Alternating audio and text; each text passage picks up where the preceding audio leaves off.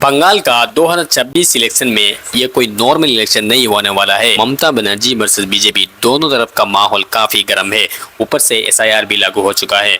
अब एसआईआर लागू होने के बाद क्या इफेक्ट होने वाला है बंगाल में, तो पूरा सच समझते हैं इस वीडियो के अंदर।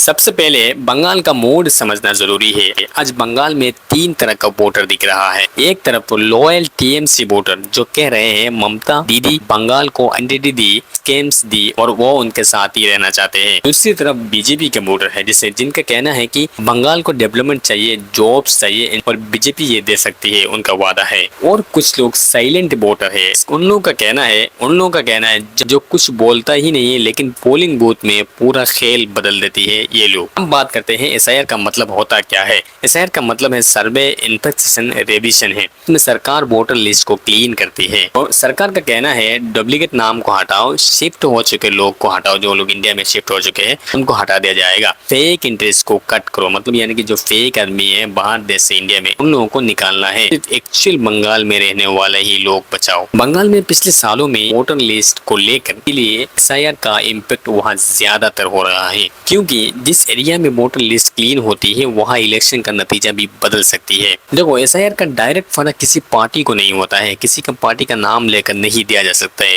लेकिन क्लीन वोटर का लिस्ट इफेक्ट होता है।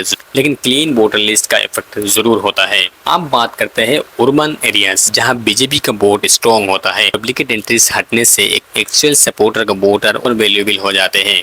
दूसरी तरफ रूरल एरियाज जहां टीएमसी का बेस ज्यादा होते हैं, क्लीन लिस्ट से लॉयल वोटर्स का वोट कंफर्म हो जाते हैं। इसका मतलब है एसआईआर जिस एरिया को क्लीन करते हैं उस एरिया में स्ट्रॉन्ग पार्टी को फायदा होता है, चाहे वो टीएमसी हो चाहे बीजेपी हो। अब यूथ का कहना है कि चाहे बंगाल में गवर्नमेंट बीजेपी हो या टीएमसी हो, क्या वही और हो, लेकिन हमको जॉब्स चाहिए, हमको डेवलपमेंट चाहिए। लेकिन वहाँ का ममता बनर्जी का जो स्ट्रॉन्ग वोट बैंक है उनके स्कीम से हम ज्यादा मजबूत और एडवांसेस देते हैं। लेकिन बीजेपी हिंदू वोट को यूनिट करने की काफी कोशिश कर रही है। टीएमसी माइनॉरिटी वोट को स्ट्रॉन्गली होल्ड करेगी। और दूसरी तरफ ये बंगाल के सबसे बिना पहचान वाले आदमी होती है। ये लोग किसी को नहीं बताते किसको ये वोट देंगे, यही लोग पूरा बंगाल का खेल बदल सकते हैं। तो भाई ममता वर्सेस बीजेपी का सिंपल वादा है, दोनों तरफ गुस्सा भी है और सपोर्ट भी ज्यादा दिख रहा है। और हाल फिलहाल एसआईआर ने पूरा सिस्टम को चेंज कर दिया। अब विनर का अंदाजा लगाना मुश्किल है, पर एक बात तय है, एक बात जरूरी है, ये इलेक्शन वेस्ट बंगाल का सबसे टाइट इलेक्शन होने वाला है।